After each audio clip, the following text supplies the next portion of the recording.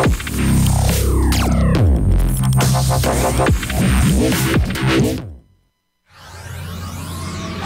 of ball. Lakewood are doing it. They're going to take. He's going to bring down 30. Almost with a double kill. Dropping fast. Bottom points there. He's still alive. Wait, no seconds left. He's got one side. He's got a second. He's taking it out. They're all die on three. They're all dead.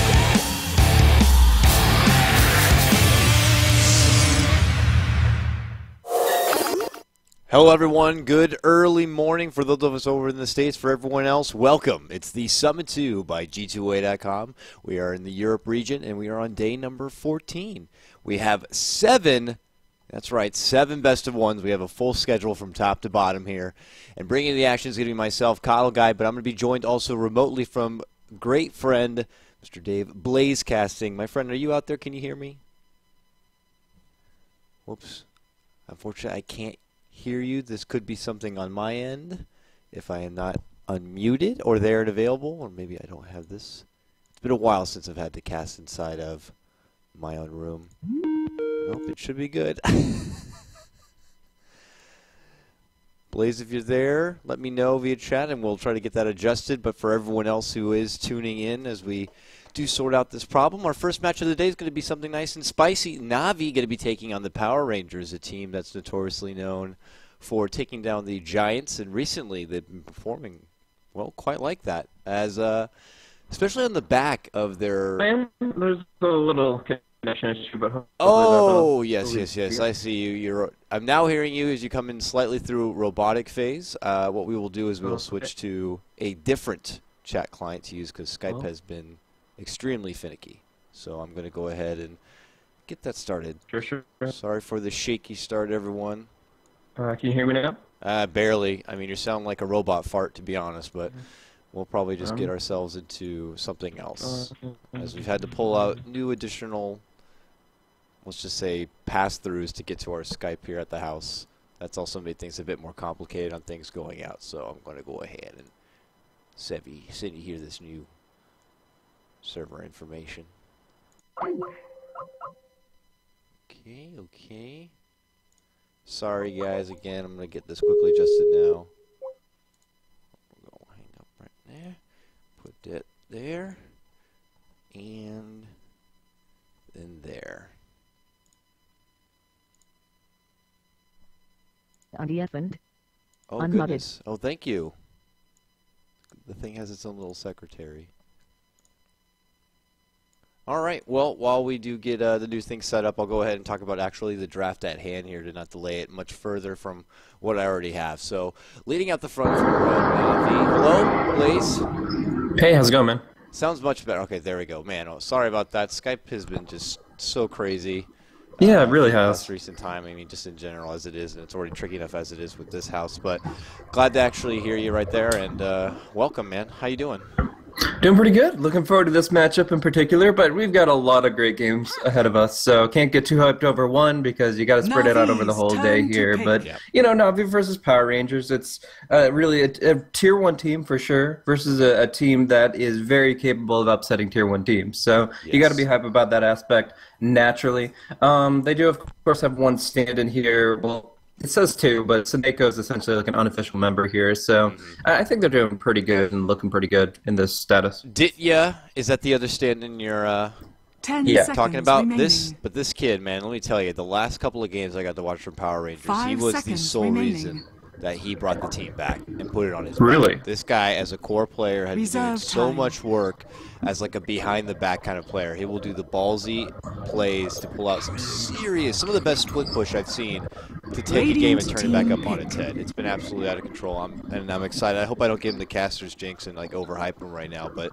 he was playing anti-mage, he did clinks, and just went with like heavy damage, not even bothering to go for any sort of survivability when a BKB could have been much needed. He's like, I don't care, man. I'm doing the Rambo thing, side mission style, and got it done. So I'm excited to see how they could do because Navi have also been looking pretty damn solid. I mean, yesterday they were going against Tinker, and it wasn't really the real Tinker, I'd say. They were using a couple of stand-ins at the end, I guess, due to being a little bit fatigued, and, you know, they just finished starting. Reserve time. But Navi put on an absolute show. They looked like they were in raw form. A very similar lineup already that we're seeing right here. You got Havost on your gyrocopter, and then they pulled out Dendi on the Templar Assassin. It was classic Navi, man. It looked good. Mm-hmm. So, at least lore-wise, looking at the Power Rangers going up against their former leader Zordon there. So, the IO going to be picking up some new friends, it seems. And we got Gyrocopter and Tria Protector to be working with him. So, Havost Gyrocopter is obviously a force to be reckoned with, but with some overcharge going, with a little bit of extra healing from maybe Elite Seed or Living Armor, very scary indeed. So, I think a lot of emphasis bringing him down very early in the fights before he gets the BKB. Because right now they have so much that goes up against somebody that's vulnerable to magic. Like, you have almost, I could just have all the abilities. I mean, straight up, Power Rangers have tons of magical nuke potential, and Gyrocopter doesn't do well in those situations. He's not going to get all his flak off. He's going to have a hard time until that BKB comes out. And even then, if he has to pick it up as a first item, it will very quickly dwindle down to a 5-second duration. So I think Power Rangers want to exploit that timing frame where he doesn't have it, force him into it, and then try to weather the storm of the 10, 9, 8-second BKB. From there, they'll be able to control him once again, and maybe even go for like an Aghanim Scepter later in the game. So it is about team for them for sure. Reserve time. Great. There were probably some issues inside the Dota TV world, is that up until this moment, I was transmitting you through my own microphone, so people are probably going to be saying there was a bit of an echo, but I had gotten that resolved on my end right now. It'd been a while since I've had to pull up this kind of chat service over Skype. So now I got it all sorted. Sorry to give you the disrespect there, Blaze, as I was getting busy with other stuff. But, man, and as the continued signature lineup grows here for Navi, a Bat Rider now going to be in the hands of Funnick in that off lane. I mean, we already know what the kid can do with the big eyes and the skies right there and the heavy initiation. But to fire right back is Power Rangers with their own duo of fantastic initiation. I mean, you got Puck already, which is 10 seconds a very, very big favorite, I'd have to say, for Power Rangers with their heavy initiation. 5 seconds remaining. Sand King, huge gap closer, reliable farm to work with the Sandstorm in the jungle, being able to blink up that Blink Dagger. And then once you get him a blink and he has Burrow, he can cross from one side of the map to the other. It feels like sometimes I'm trying to initiate and get a hold of someone. So, and a Tidehunter. My goodness. Power Rangers, man. Huge team fight setup already. I'm curious what they're going to do for the late game to contest this Gyrocopter.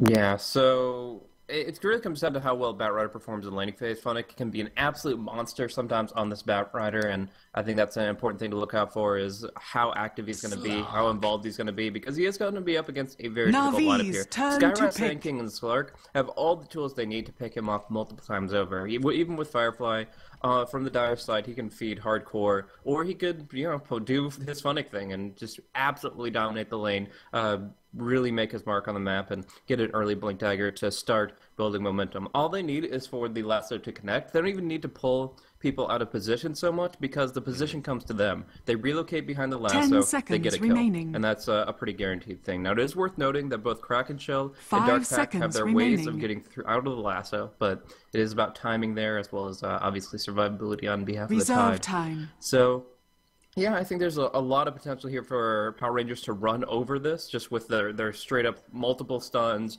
great team fight, snowballing carry type lineup. And you mentioned, obviously, the Slark would be picked up most likely by Ditya, so I'm looking forward to seeing what he can do. But I still think Navi have a lot of potential to, around the 10 to 15-minute mark, stop the bleeding, get their feet underneath them, and just push forward with a really strong, solid lineup themselves.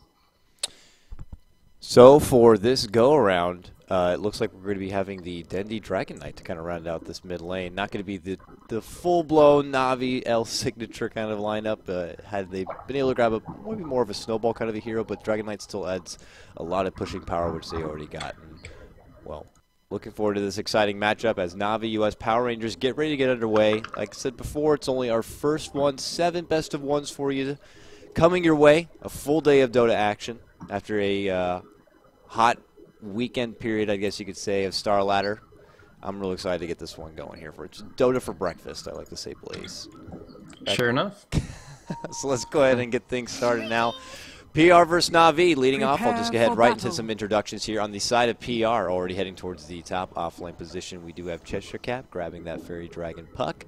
Heading around as your support, it's going to be Soniko playing your Skywrath Mage. Mid lane, it's going to be Shachlo, who's going to be playing a Tidehunter. Kind of flirting here for now. I'm loving the funky, fresh kind of lane setup here if this is going to be the case. J4 is going to be playing your support Sand King.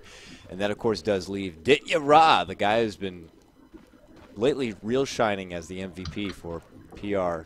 Going to be playing your Slark. Yep. Looking over at the side of Navi, up on the top lane, we do have Dendi actually taking a safe lane Dragon Knight. It's actually quite interesting, but if they want to duo the Gyrocopter in the mid, I guess that makes sense. Yeah, we're going to be seeing Havost run on that Gyrocopter, and he could go either way with the lane. Then we do have the Treant Protector. Is that... That's FNG. FNG, okay, just making sure. Or at least that's what we rolled with yesterday. No one seemed to say different, but almost positive. Aliases, man. Yeah, these, they got to have an identity. Got to express yourself some way, right?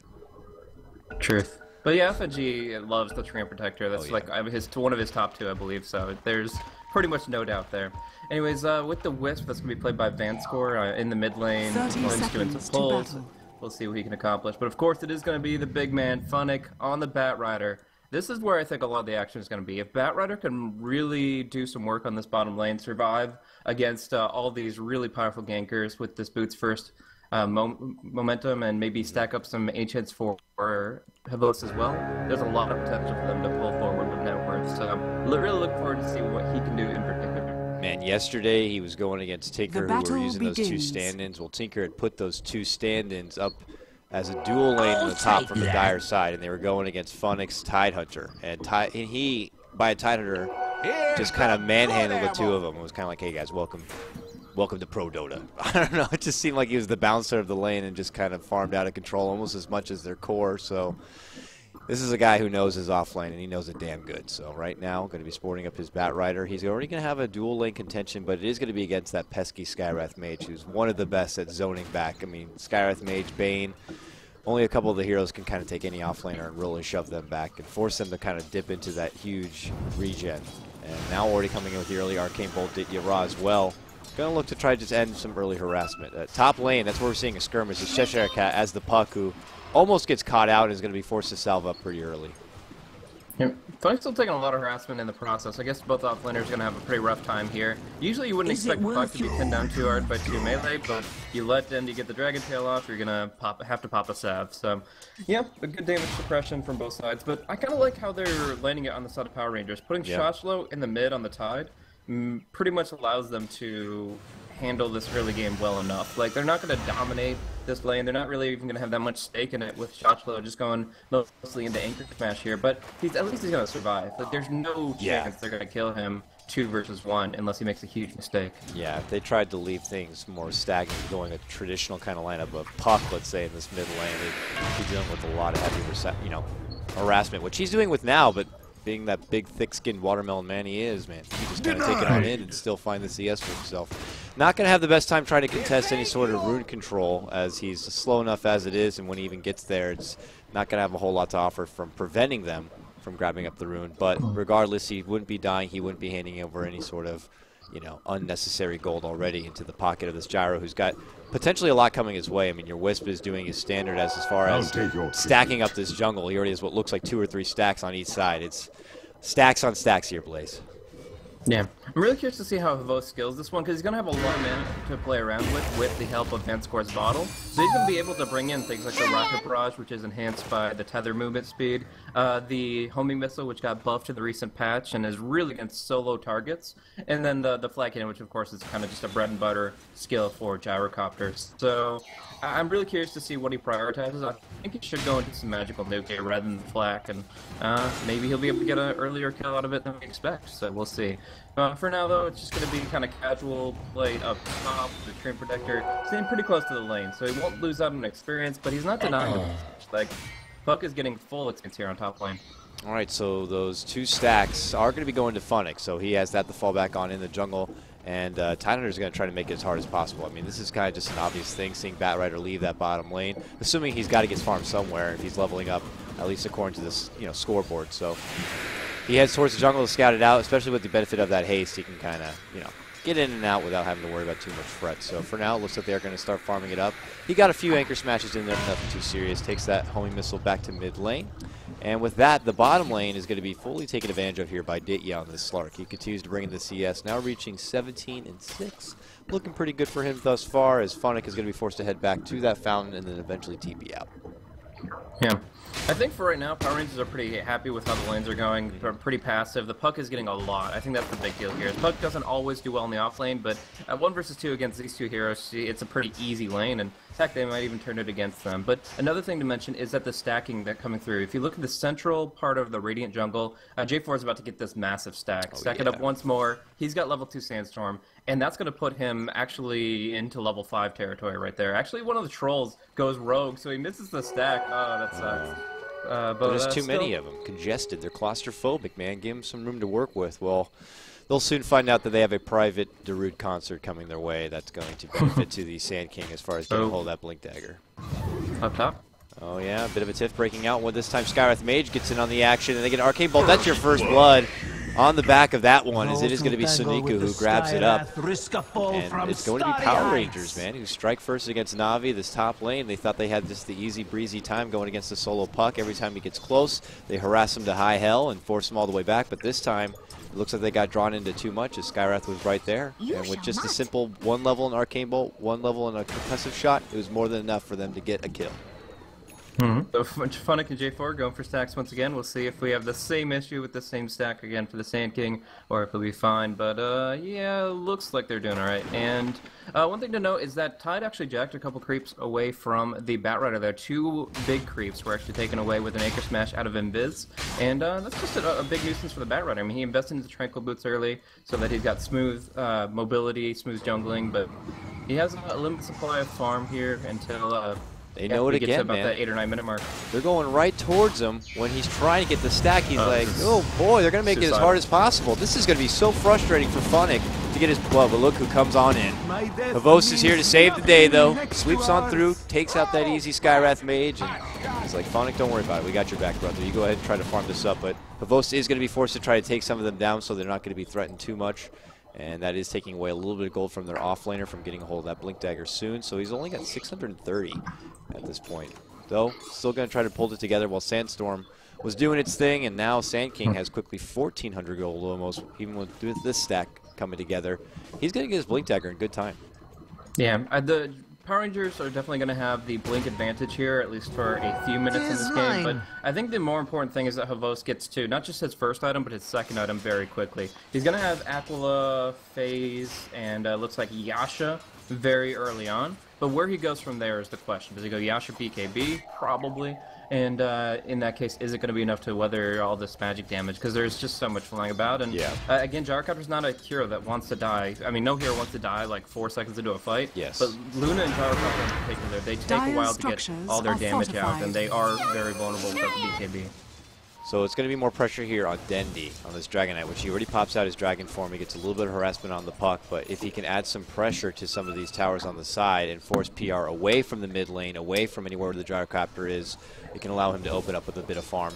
Pull together that reliable Yasha and possible BKB combo, and then he can start maybe getting in on the action with relocates. For now, though, Dendi, let's see if we can get some structures along the way, and PR need to make sure they have their wits about them and not kind of getting too careless. They have to make sure they address this Gyrocopter, not allow him to go out of control. And, you know, Slark, though, in contention to that Gyrocopter, still hanging in there, man. He's about 50 CS as it is, and he's also been bringing in a hefty amount of denies, and you're 20 of them on this Slark. Structures are fortified. You're already going to see the Radiant structures get pulled out for that Radiant's glyph top because tower Dendi's still is adding under pressure attack. top lane. With living armor, he can take a lot of pot shots from this tower and keep firing. There's going to be a smoke gank moving up top. We'll have to keep track of that as the Sand King and Skywrath move about. But I want to mention real quick that this ward just placed out by the Wisp. Fanscore gets vision of what I think is the most critical part of this early Dire's game. bottom This tower Radiant is under Ancient stack. attack. If Havos is able to jack this away from the Tide, then it's a complete, gigantic net worth shift. I mean, there's so much potential for Havos to pull forward with that, and I guess technically Dendi if he gets to 11, but I think that'll be too late. So if Navi can take a fight and turn that into a stack steal, that's Dire's next. But for now, bottom the smoke tower comes is through. under They want to use this Ravage. They get on in there. They get a nice stun. The call land's going to be there from Havos. Can he burst him down? The follow-up Ravage is more than enough to take apart Wisp, but with the rotation in from Dendi, he cleans out the Sand King, and they chase down the Tide Hunter. It's a nice little counter initiation coming out from Navi with the help of Dendi rotating to the mid lane. to take down 2 in exchange for their 1 wisp. So a nice turnaround right there for Navi. I feel like exactly what I just talked about building a fight into taking that stack is upon them now. Like, they're going to go for the tower first, but if they take the tier 1 proxy out, and the fact that there is no Ravage right now, they can go ahead and just bring in the cavalry, take the stack for themselves with that flat cannon, and that is just so much gold lost. We're going to see Cheshire Cat come in, try to do something cheeky, but in the end, if they make their move against that stack, I'm not sure if Power Rangers have the tools to fight it. They do have the Burrow Strike Epicenter, but no Blink on J4. They do have the Dream Coil and a lot of AoE nuke from Cheshire Cat. So it is a scary choke point, but not nearly as scary once you pop that Ravage and actually lose out in the exchange. See, this is the other thing. They could always wait, see for a moment like this when Tidehunter moves on in, is starting to bring it on down, and then they can quickly make maybe a beeline for the area, take a fight when he's already wounded, clean up everything along the way. And they're pinging it out right now. That may be the case because they can always get there quickly if needed. I mean, Wisp unfortunately not quite level 6, man. He's so close though. You end up using a relocate because as already pointed out, Ravage is not there and ready. Now he's below half-life, and FNG, he's heading right there. I'm curious to see if they're going to be able to get anything or contest it whatsoever. Yeah, I don't think they're going to be able to. There's just too much distance there. Bottom line, Funnick will be able to get out of a tough little spot there unless Cheshire Cat commits the Dream Coil. He will. And now Funnick is actually in a bad spot. He gets put now, and he's going to have a hard time getting away. A few more right clicks could do it. Yep, they get it. Wisp is just a little too late to aid him. And now J4 under pressure. Verbose moves on through, pulls out the cannons, and, well, he gets a nice quick cleanup right there on Sand King. So it will be a support for Funnick's offlane. And Funnick still trying to pull together that Blink Dagger. He's going to get put right back down towards 1,800 gold. Yeah. Interesting decision from Navi to go for the tier 1 tower instead of the stack there. Obviously, there were some real risks. They could have been completely team-wiped in that choke point if they play their cards wrong. So, I mean, risk-reward, I guess they have to evaluate that and say whether or not they want to try to inhibit the tide to that degree. In the end, I think it's a huge win for Power Rangers, as Shotch, though, is able to build up a Mechanism Arcane really early on. And there's an unseen hero here that is on the bottom lane. He's actually going to get ganked. They see him now. They got him lassoed up. Oh, he does get it off with the TP, but the homing missile was already issued, and it does finally catch up with him. That TP's not going to be happening, buddy, and it's Verbose that's going to pick up the kill. And a gyrocopter already with a killing spree and this much farm is one of the scariest things you could be going against at this point. The Yasha now thrown together. The club is already snagged. Now 800 gold more towards that BKB, and this gyrocopter is going to be a problem real quick. Yeah, this is getting pretty scary. Radiant's I mean, getting the kill there, but I think the attack. Slug has still gotten so much out of this lane that it's okay for him to go down once. Fortified. Right now he's got 74 CS. He rushed out a Hand of Midas. He took the tier 1 tower solo. Like, he's had everything he wanted out of this lane. So even if he goes down once, he's not off the map by any stretch. He's still going to have a major contribution to this game. He's going to have a lot of items coming out pretty soon. But speaking of items, we already got Havos, Yasha. He's got the Ogre Club turned to most likely a BKB. Have seen SNY, but I don't think it's a good option here. We are going to see, after they take the tier 1, a lot of Navi going into the dire Radiant jungle and try to take what they can Radiant's bottom tower there's a couple of stacks here. Yeah, it is sneaking on through. Does grab a Midas use right there on one of those creeps. But they're not going to let them take anything easy. Tidehunter has that Ravage back ready to go with a Mechanism on top of it, which does set him back a little bit from getting a hold of the initiating Blink Dagger, rather. Now they scout out FNG. Just going to try to walk away here. Gets silenced up briefly, but he does not have Nature's Guise, so he's going to be walking his way, hopefully, on out. Pulls out a root, but it's not going to catch everyone. Is Ditya right there behind, looking to chop him down in those back legs. And will fall to the Arcane Bolt coming up from Sunday. Yeah, not sure what FNG was still doing there, kind of overstaying his welcome a little, but yeah, in the end, space created, I suppose. Funnick will pick up his Blink Dagger. We will see some farm from Dendy up top, and I'm curious if he's going to go for a BKB as well. Right now he's a drum wrestling now, so I guess this is going to be transitional item. One Havos. Nice Burrow strike, catches Epicenter follow-up, and he ends up going down. Unfortunately, this Wisp can't even get a quick enough relocate off to try to save his core friend, and with a nice snag right there from Power Rangers, they take down the most prized possession on Navi and Havos Gyrocopter. And Slark, mind you, still continues to do what he does, farming bottom lane. He's just waiting to come online. Needs at least one big item to start coming his way. Now, what item are you expecting here? I mean, is he going to go for the more mobility, grabbing together a Blink Dagger here? And, well, I guess that answers that question.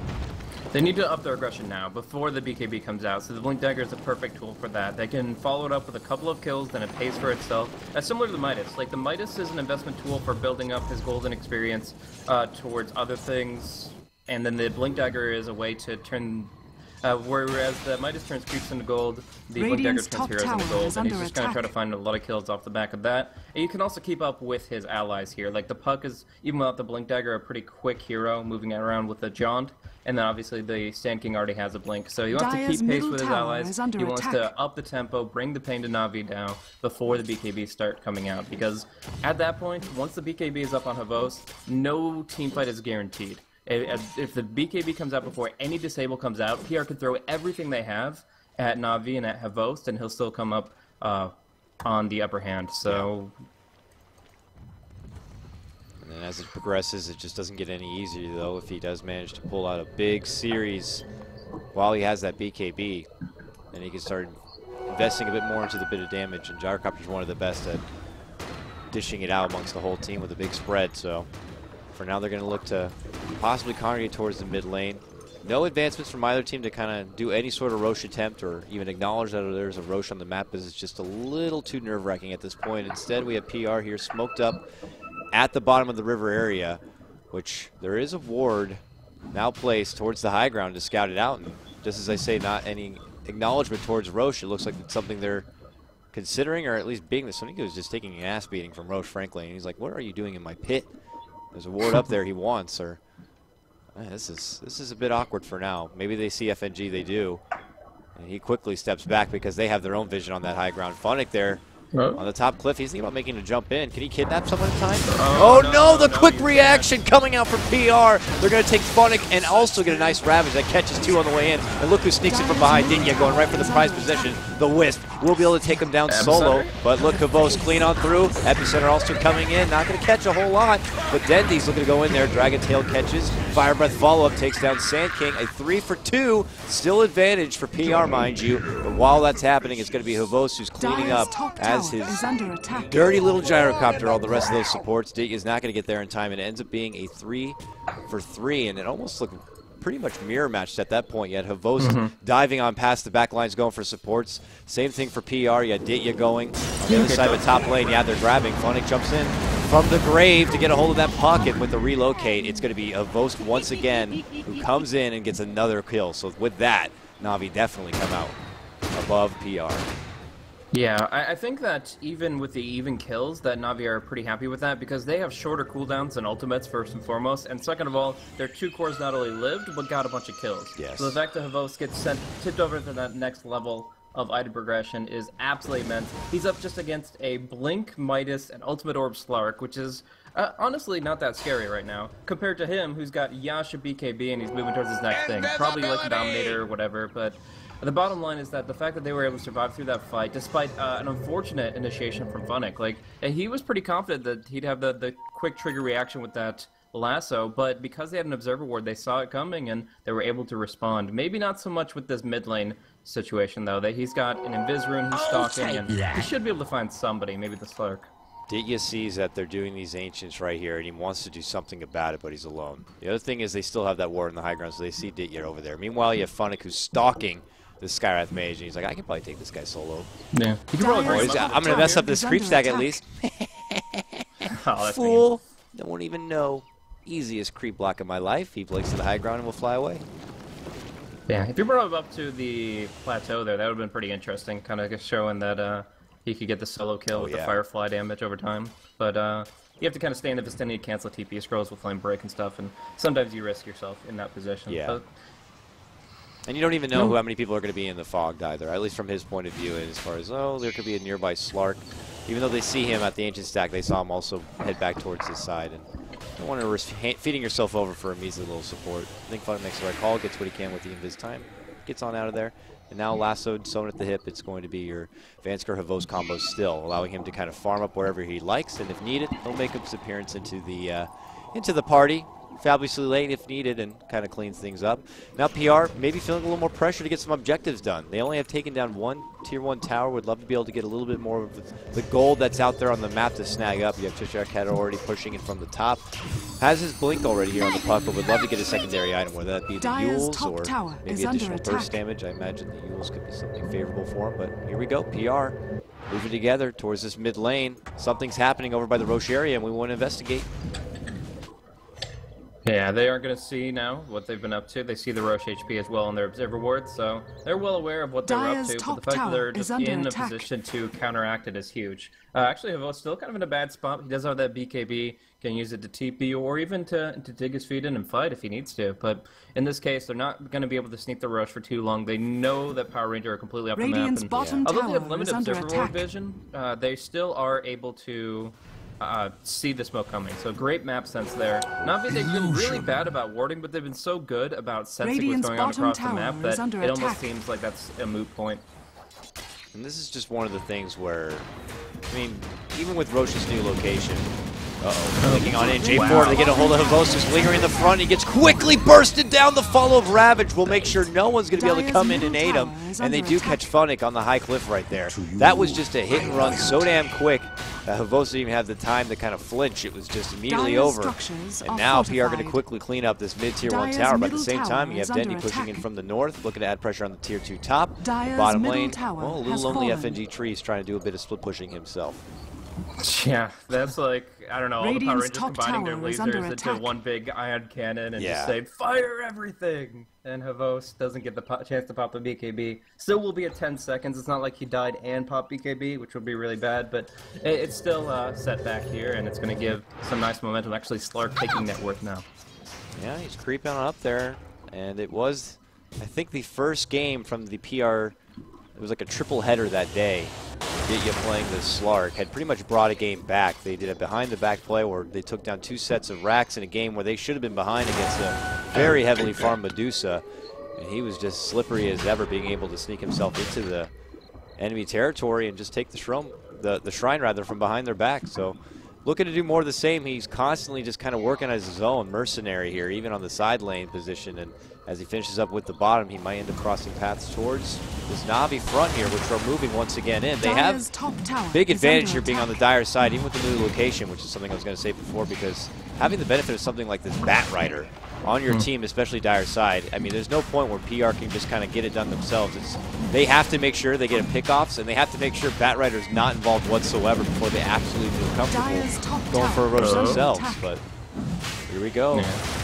Moving on in. If they suspected it, actually, J4 can just sit up on this cliff here. Channel's epicenter can actually get into the Roche pit from there. So there is some potential for them to invade, but as you mentioned, they have the potential for funding Firefly Vision, and honestly, that was just a pretty clean timing window where they could do the Roche without them actually scouting it. Like, you don't go in and face check Roshan in that circumstance when you have 3 people pushing top lane, so it's a classic Tier 1 Dire top tower traded for Dire obtaining the Roshan, and Navi's pretty happy about that. However, Power Ranger, they have been building up one big thing, and that's the scouting expert right now. Yep, he tries to put a little bit to use right there in the mid lane, and it's actually more than enough to get Havos pulled the hell out.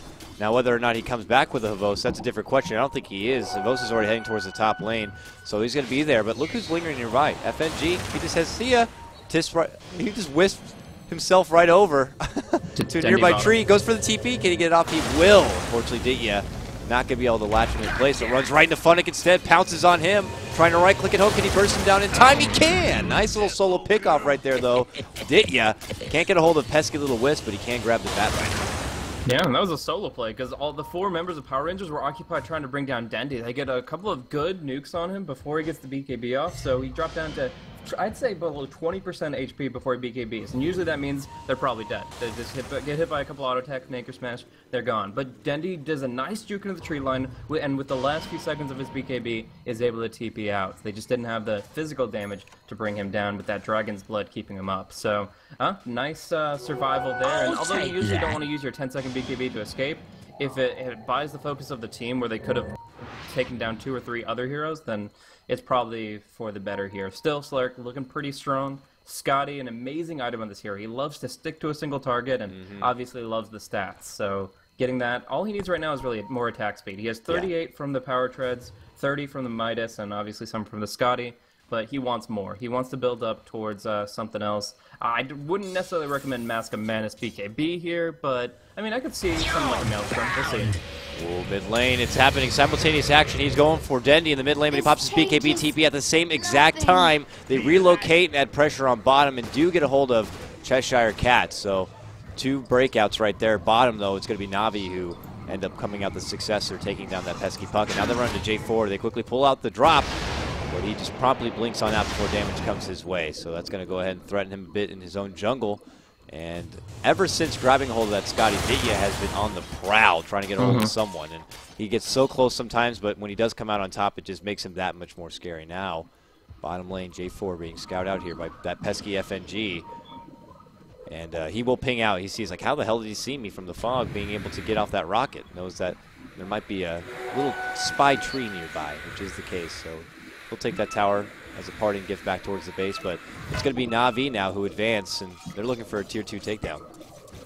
Yeah, and it's definitely possible for them to take there with the 2 big BKBs here. 10 on Havos, 9 on Dendy, but right now they have to do it quick. They have to just overcharge. Actually, they should be doing overcharge right now on the West and trying to bring down this tower very quickly because the retaliation is coming, and Power Rangers have an amazing team fight to defend this.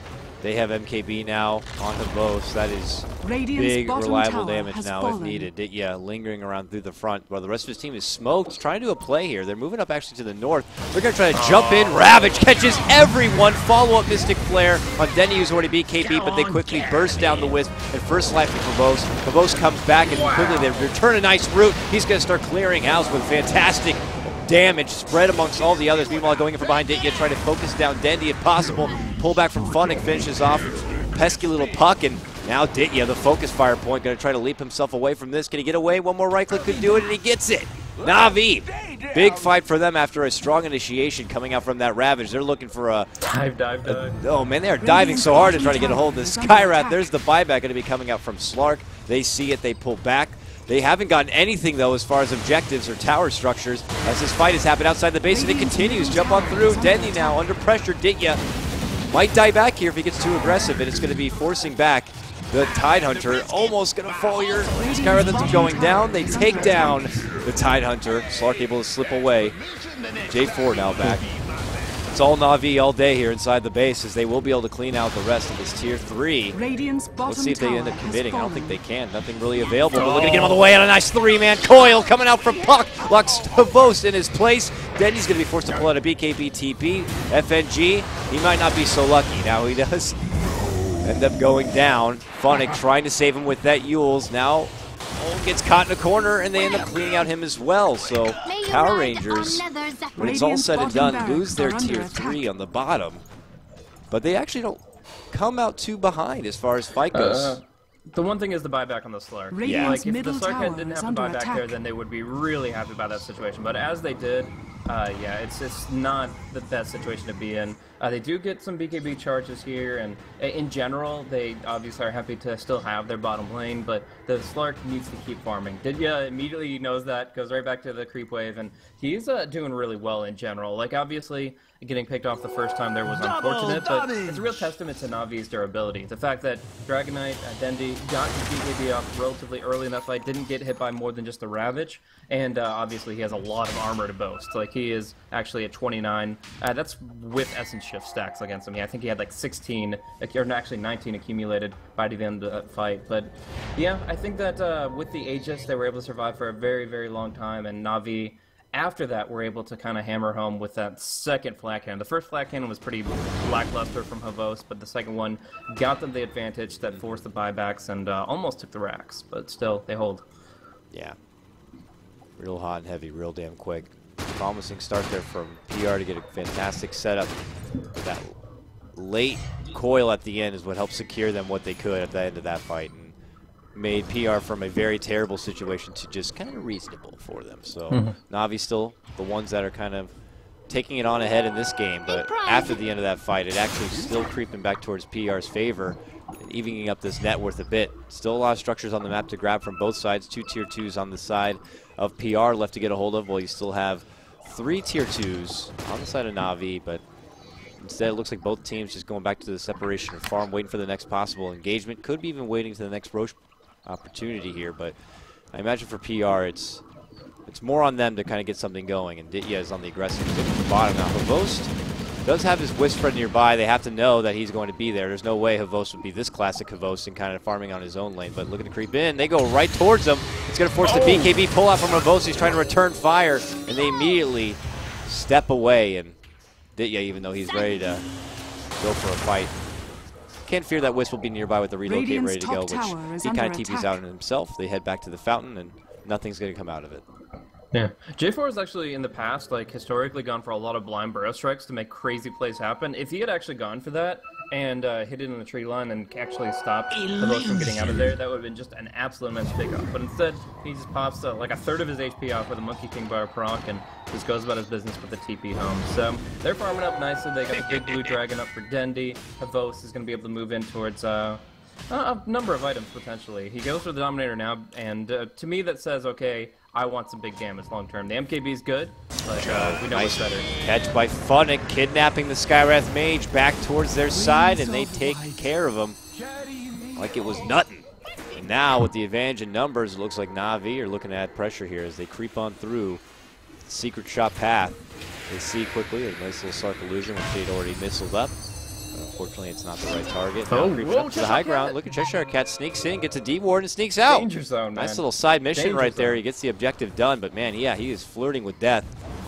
Getting that extra bit of advantage from the cliff, though, can be very crucial in a situation like this. Jumping through Ravage now, catches with an epi follow-up. Big damage, but Havost is not brought down. Returns back now with his BKB popped. Looking to take in. They rip apart the Sand King, now adding pressure towards Ditya, who's going to be forced to pull out the ultimate, but he's being chased down from a tirade of Navi and locked in from behind. Another pounce, this Slark. Is he able to sleep away from this one? He is not. This time he will go down, and that is a 90-second no buyback Slark. As they step back, ooh, look at this. Sweet little creep stacks for us as well. Navi just kind of bullying out PR on their own side, and they come up that much bigger. Once again, from a fantastic start from Power Rangers, it's all Navi.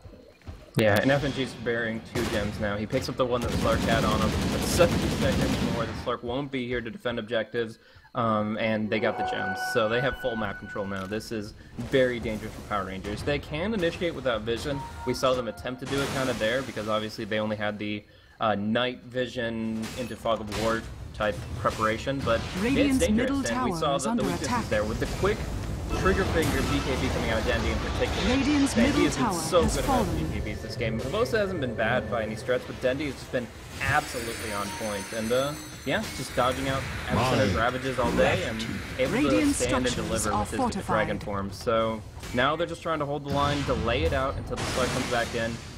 Because they really need some offense from him, but that lasso. This is Funnick, classic Funnick, as he brings J4 out from the base and into their arms. They take him down quickly, and now Havost quickly uses the flak end to clean up the rest of the creeps. It's on PR now to try to pull out a big defense here.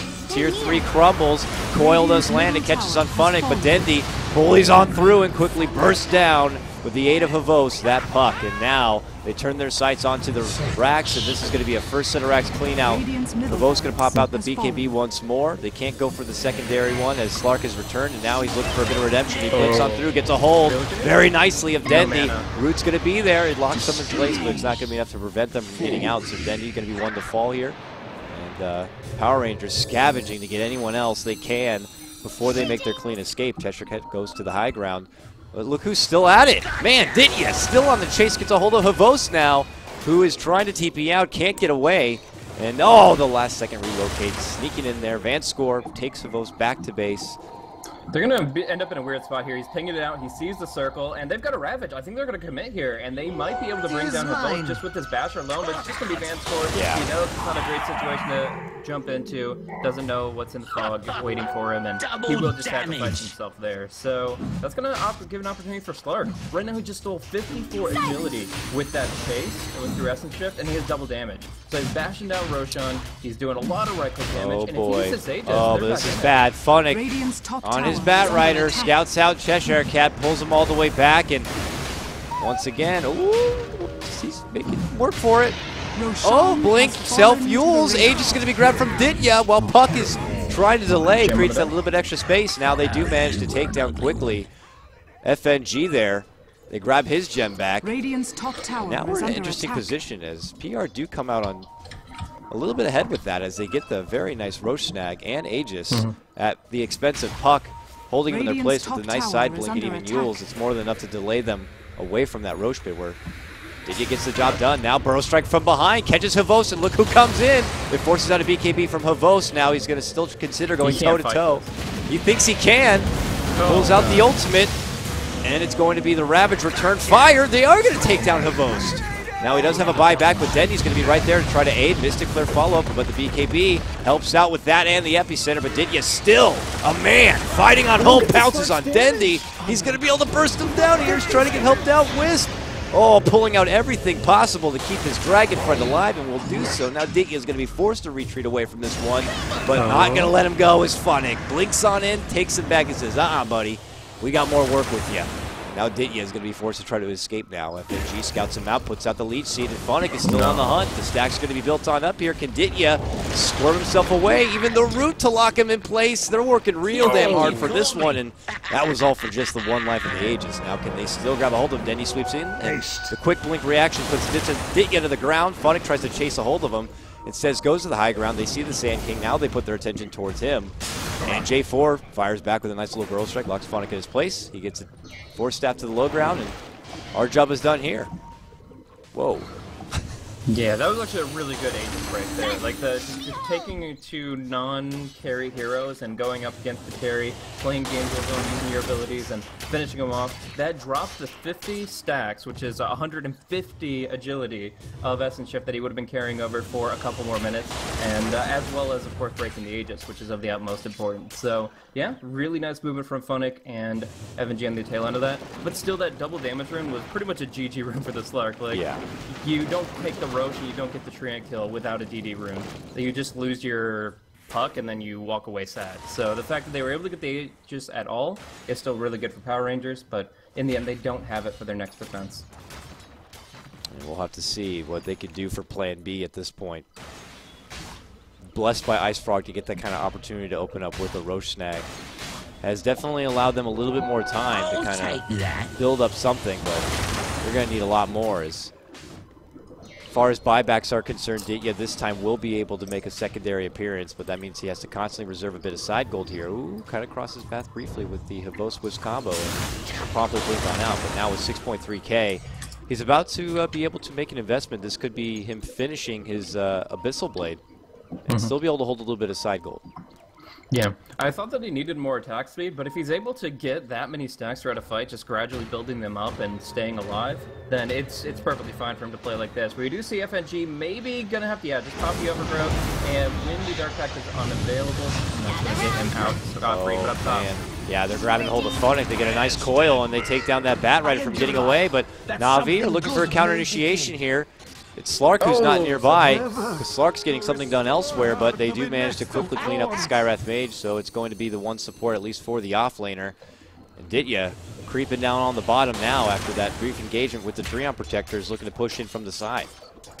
Yeah, he's going to try, but I don't think he has the damage to solo push right now. Like, he still is going to be repelled, and he's going to have to just go back to farming. But, yeah, right now, at least, I think that there's a lot of potential in the late game of Dendy and both. They're going to go for Heaven's Halberd on Dendy. It's not just, I'm trying to remember, they made it so it's not dispellable, but obviously Dark Pact is very special as far as how it dispels. Still, I think that Halberd will stick, and that's the important thing. Unless Slark buys a BKB, the Halberd will limit his auto attack damage, or the right click at all, and that's going to be painful. Still, he'll be able to pierce through the evasion with the MKB, and that means Dendy will still be probably the target he wants to munch on. He wants to steal that essence. He wants to be able to build up his stacks hardcore and sock it to Havos in the second fight. But the one thing to mention is that while Slark is very single target, Havos really specializes in AoE damage output. He's not wanting to go 1v1 against the Slark, especially with that Abyssal. He wants to go against the entire team and just absolutely wreck with that flak cannon. So we'll see what Navi picks up next, but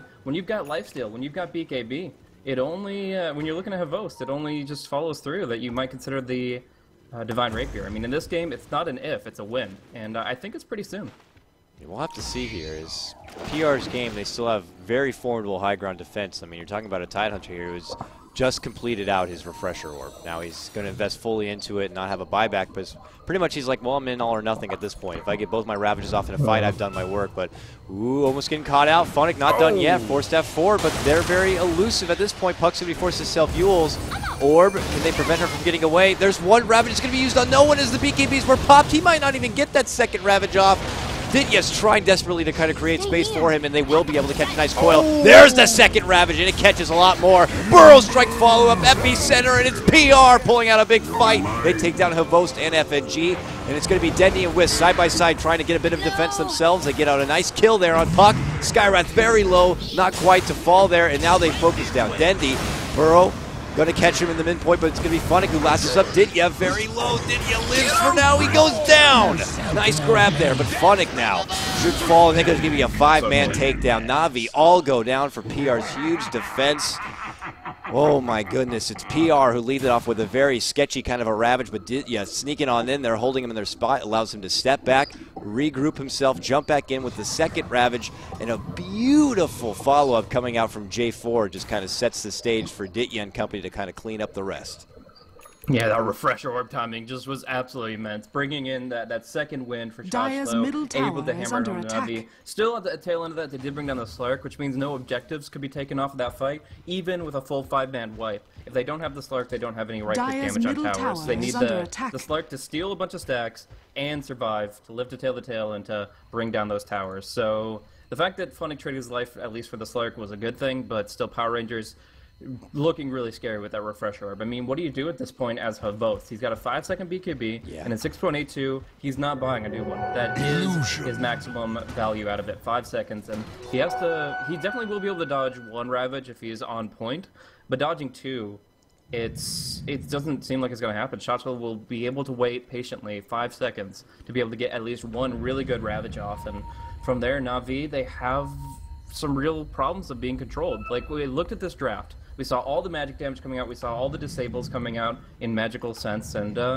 that was something that we said, okay, they can just get BKBs and survive against it. But now those BKBs are very, very brief in the fights, and these fights are certainly lasting more than 5 seconds. You know, part of that big change in recent patches kind of turned a lot of these games over. At one point could have been just these heavy farmers like your gyrocopters able to just like, well, this BKB's done. I'm just going to grab a new one here, and we'll be fresh or shiny in new 10 seconds. But yeah, not anymore, buddy. You're down to just a solid 5 seconds, and that's only the timing of maybe, like you said, one Ravage.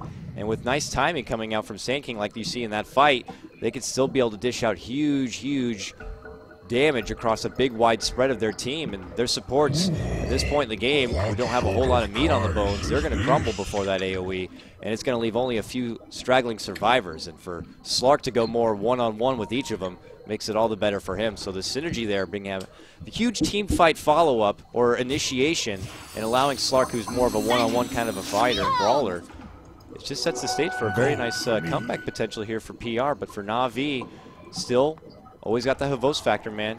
You were toying with the idea of the big DR, the big Divine Rapier.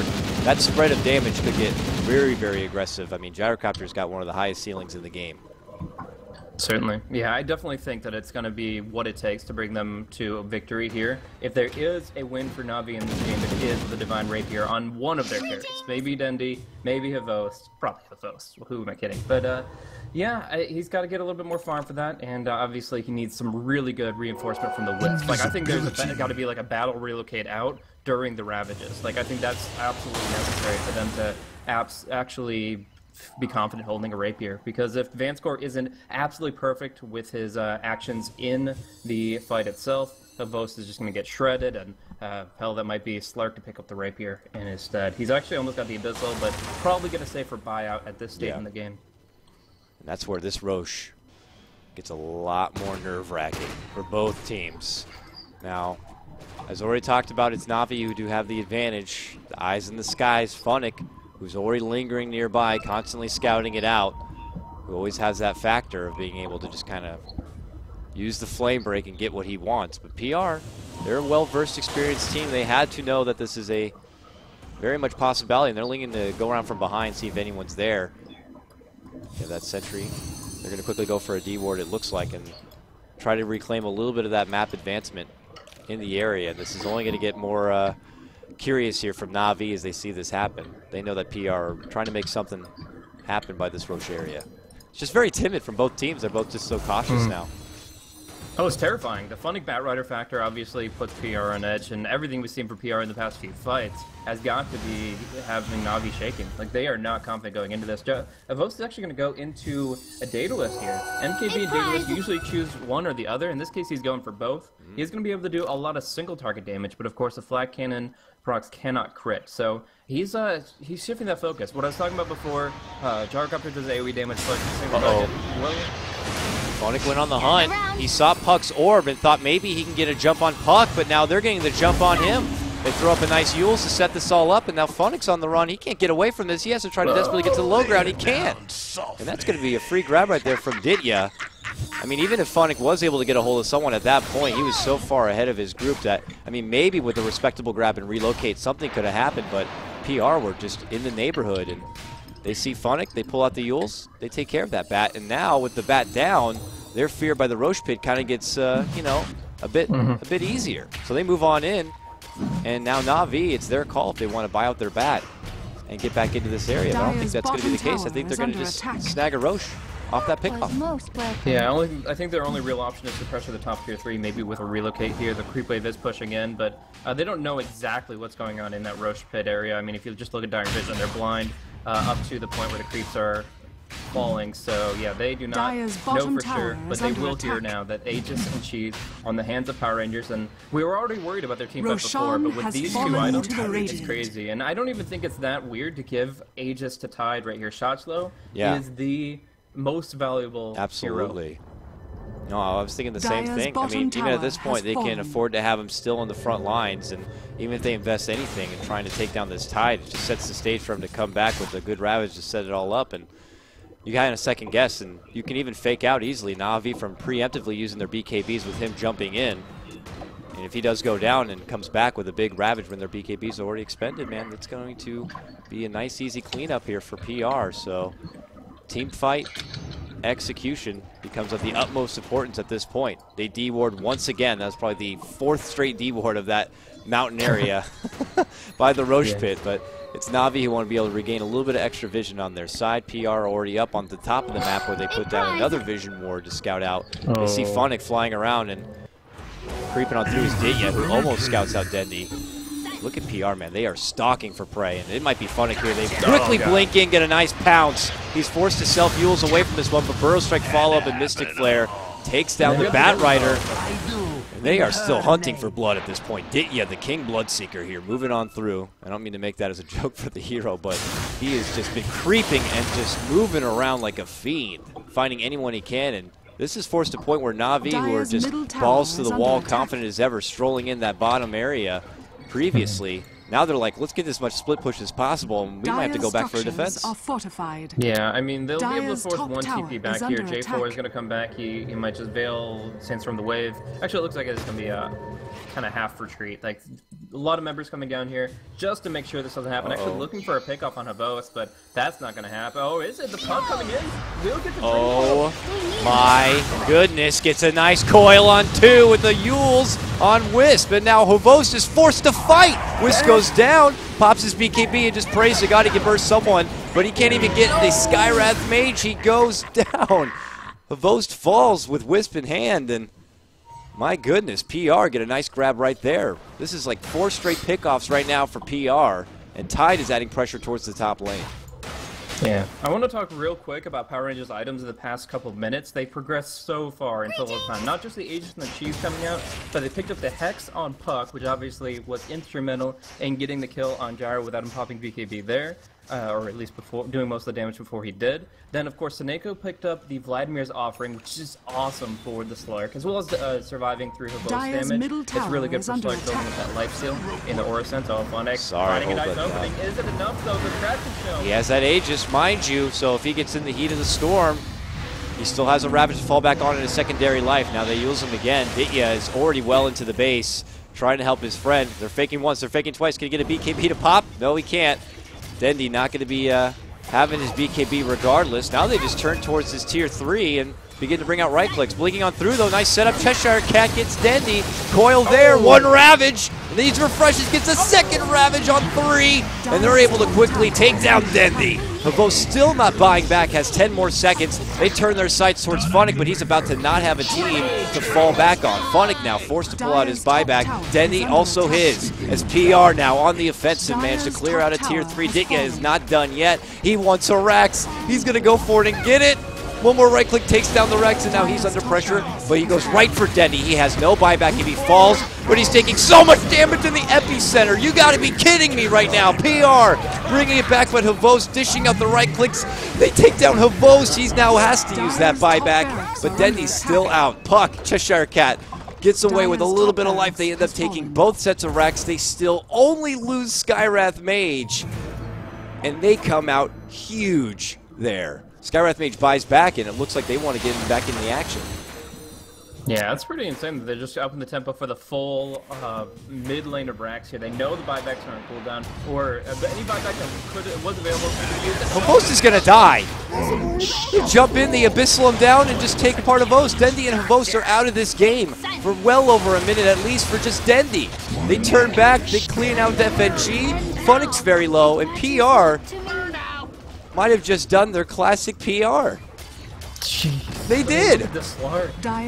I'm telling you, this guy is so good. Ditya again takes the game back on the back of his Slark, but of course, more credit to also the rest of his team with a huge AoE spread and just beautiful execution in those previous fights with the fantastic epicenter follow-up. Those Ravages went to prime use. It was just beautiful performance from Power Rangers.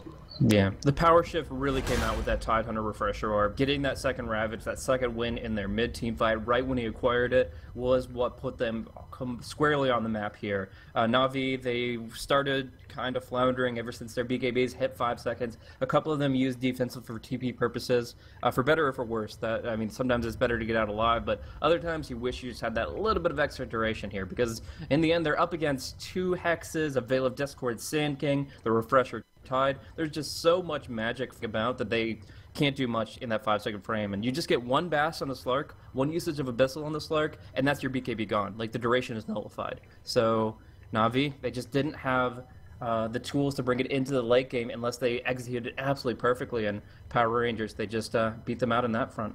Unbelievable. What a start already to today. We still have 6 more best of ones here to come here for the Summit 2 by G2A.com, the Europe division. We've made our way all the way to day number 14. We're going to go ahead, take a small break. Our next matchup that's going to be coming up here on this channel is going to be Virtus Pro Polar taking on Alliance. And also, of course, with this win, that will put Power Rangers, I believe, at the top as we do. Just get a brief refresh just to be safe and make sure here. Yeah, Power Rangers, who were previously at a 6-3 record, will now move up to 7-3. Unless this was already immediately updated. I don't think so. And Navi, yeah, Navi are going to be pushed back down to 5-2. So Power Rangers now at the top of the heap. This is their last game for today, but taking out someone like Navi sets the stage for them to pretty much make an easy transition into the playoffs. So without further ado, we'll throw it over to a small break. If you like what you heard, catch me on my Twitter over at CoddleGuy. And of course, my fantastic co-caster joining me for this long haul is going to be Mr. Blaze. Catch him over on his Twitter at BlazeCasting. A pleasure as always. We'll be back after a small moment.